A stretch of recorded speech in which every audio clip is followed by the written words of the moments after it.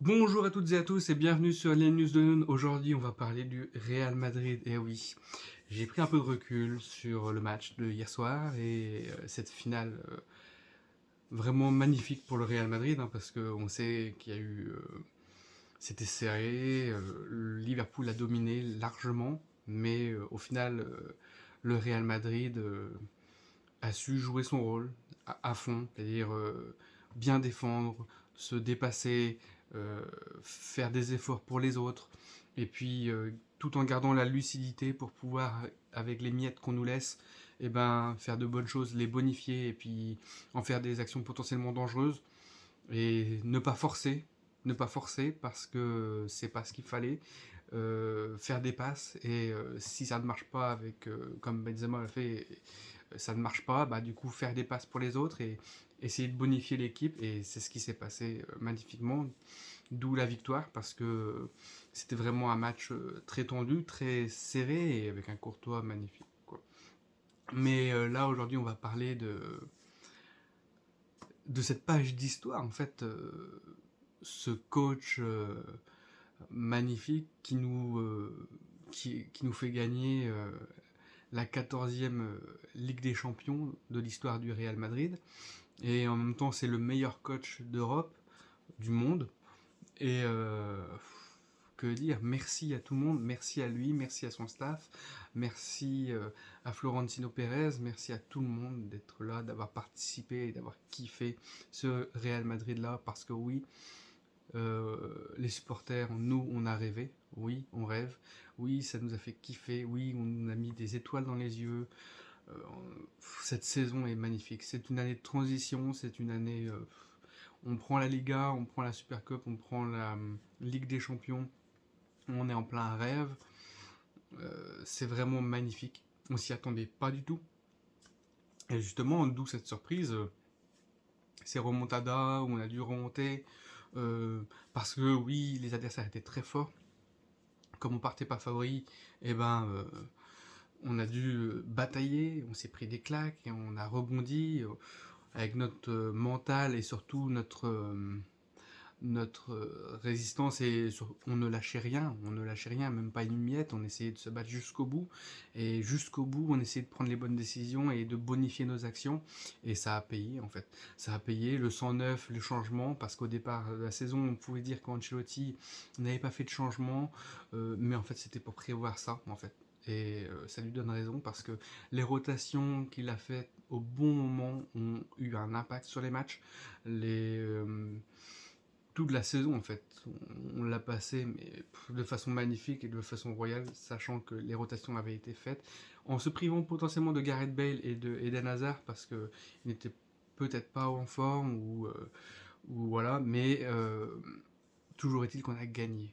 On a gagné avec les anciens qui ont gagné 4, 5 Ligues des Champions. On les compte plus tellement ils en ont gagné. Modric, Kroos, Casemiro, Benzema, Marcelo, qui ont formé la jeunesse, qui est entre de bonnes mains et les Valverde, Camavinga, Vinicius, Rodrigo, tous ceux-là et tous les autres vont euh, garder cette expérience pour le futur. Et ça, c'est bien. On forme le futur maintenant.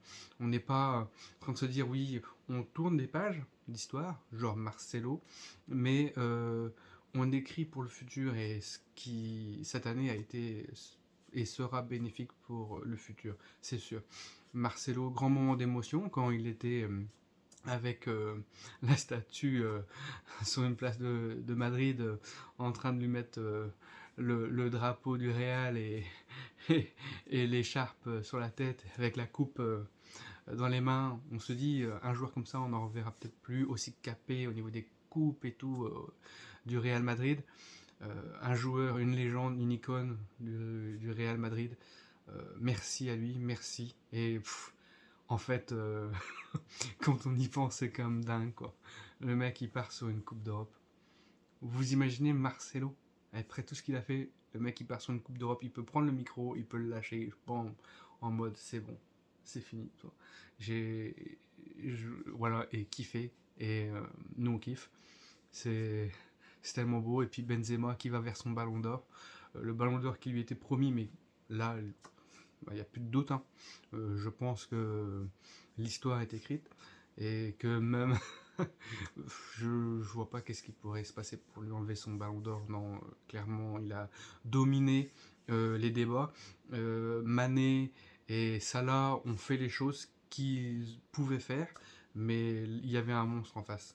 Même si Mané et Salah c'était des monstres, hein, on peut dire que c'est vraiment des joueurs hors normes, pas communs du tout, mais Benzema a été au-dessus.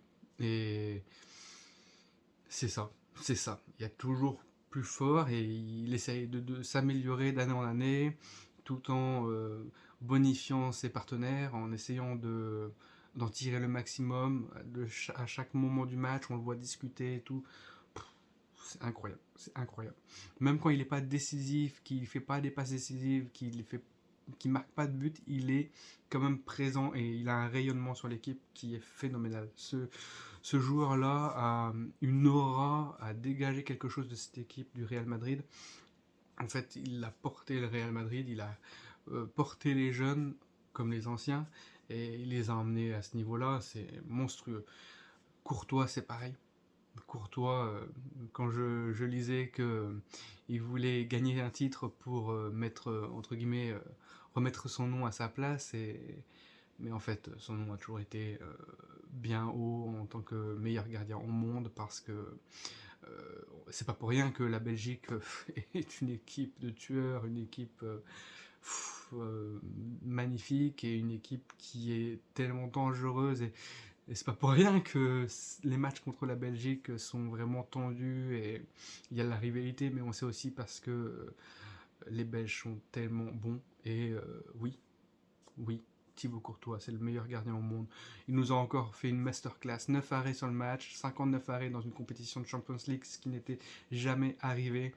Euh, Waouh! Et c'est pas des petits arrêts, c'est pas des petits arrêts, c'est des arrêts que un très bon gardien aurait pris des buts, mais un, un mec qui maîtrise l'ultra instinct, il y a que ça pour pouvoir arrêter le but.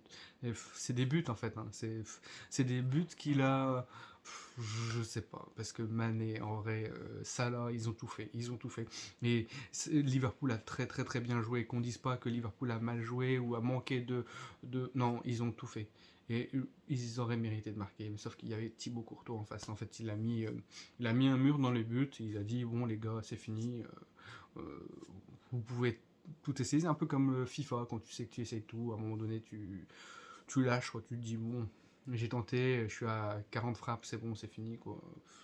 En plus, les frappes, elles sont magnifiques. Il fait une horizontale, les manchettes. Il la dévie sur le poteau. Il la sort, il court pour la sortir. C'est n'importe quoi. C'est un truc de malade. Et ça, il a réussi à le faire. Et de façon tellement belle. Ce gardien-là, c'est le meilleur gardien au monde. Après, derrière, il y a, euh, il y a eu des joueurs comme Carvajal qui ont tellement élevé leur jeu sur cette finale. Je les voyais lors de la demi-finale et tout. C'était ouais, il manquait un peu de fraîcheur, un peu de conditions physiques. Ils étaient un peu justes dans les retours défensifs et tout. Et là, j'ai vu un Carvajal, mais waouh, magnifique. C'est dingue de voir un joueur comme ça revenir, forcé après tout ce qui s'est passé. Mais ce joueur-là, il est dans l'histoire aussi, c'est une légende. Euh, Tous les joueurs, Mendy, ce qu'il a apporté, Alaba, Casemiro, tous les joueurs, hein, Modric, Kroos, même les remplaçants qui ne sont pas rentrés, en fait, les remplaçants qui ne sont pas rentrés, bah, ils étaient quand même là et ils étaient prêts à rentrer, peu importe ce qui se passe, ils étaient au taquet. Et c'est ça qui est bien avec Ancelotti, c'est que il lie toutes les générations, banc, pas banc, titulaire, et en fait, il fait que tout le monde a une importance, et c'est ça qui est beau, c'est ça qui est bien. Donc merci à tout le monde, merci à Florentino Pérez, merci au staff, merci à tout le monde. C'était incroyable, incroyable. Vous nous avez fait rêver, ouais, ouais, que de l'émotion, mais il faut savoir remercier. Il faut savoir remercier parce que nous, on est là pour supporter le Real, on vit un rêve, et ben il faut savoir remercier. Il faut savoir dire que waouh, les choses ont été bien faites. On peut pas attendre mieux en fait. On ne peut pas attendre mieux. Et puis, euh, il faudra se rappeler aussi de ces moments-là pour l'avenir. Se dire, bah voilà, il y a eu des bons moments, et ça va forger. Il y aura des moments où ça sera un peu moins bien, mais il faudra se rappeler de ça. Il faudra se rappeler qu'il y a eu des bonnes décisions, qu'il y a des machins, et qu'il y a eu des trophées pour repartir et garder les bons et les moins bons moments pour se forger un caractère. En fait, c'est ce caractère, cette détermination du Real Madrid qui fait ce qu'il est aujourd'hui, qui fait son histoire, qui fait tout. Et ça va continuer. Et quand tu vois des mecs comme Marcelo et Karim Benzema, 5 Champions League, 5, c'est pas croyable. Les joueurs qui courent toute leur vie pour essayer de gagner une Champions League. Il y a des joueurs qui te disent, moi j'en ai 5. J'en ai 5 et puis ça peut continuer pour certains. Comme il y en a où c'est peut-être la dernière, mais en tout cas ils auront marqué leur sport. Et il y en a un qui va récupérer son ballon d'or, qui va marquer son sport, marquer son pays, qui va marquer aussi l'Espagne, qui va marquer toute une génération, parce que mine de rien, cette génération-là, ce que les joueurs ont fait, ce que l'équipe a fait, ce que le Real Madrid a fait, ça marquera des générations. La nôtre, mais il y a aussi des enfants qui regardent ça. Il y a aussi des enfants qui ont vu les exploits, les 3 Champions League, la décima, les 3 Champions League de Zidane, la Champions League de cette année, et qui voient et qui se disent waouh, c'est ça le Real Madrid. C'est une équipe qu'on croit abattue, mais qui a des ressources mentales, et bien sûr que ça en jette, bien sûr que ça. Que les générations qui vont arriver, ils vont se dire mais ouais, mais en fait le Real Madrid, c'est ça notre rêve. On a vécu, on a grandi avec ça. Dans quelques années, ça va éclore tout ça. C'est, il y a eu une petite passe à vide à un moment donné, et là ça va reprendre. Mais le Real Madrid, mais 14 Ligues des Champions, 14. C'est une tous les 5 ans, d'après ce que j'ai cru comprendre. Mais c'est monstrueux. 14 Ligues des Champions, quand on sait qu'il y a des clubs qui n'ont pas de Ligue des Champions et qui se battent pour en avoir, qui mettent des milliards pour en avoir. Et peut-être qu'ils n'arriveront pas en mettant des milliards, mais alors qu'il faut un état d'esprit, il faut un esprit de la gagne. Ça se construit une Ligue des Champions, ça se fait pas du jour au lendemain en mettant un milliard, comme on a vu certains clubs. Ça se fait, ça se forge. Il faut un caractère. Il faut que dans les moments difficiles, on arrive à faire le dos rond et qu'on ait du caractère et ce supplément d'âme pour pouvoir revenir et puis de se remettre mentalement dans le bon sens quand ça va pas forcément bien. C'est ça ce que le Real Madrid a prouvé cette année et ce qu'ils vont continuer à faire. Merci à tous et à la Madrid.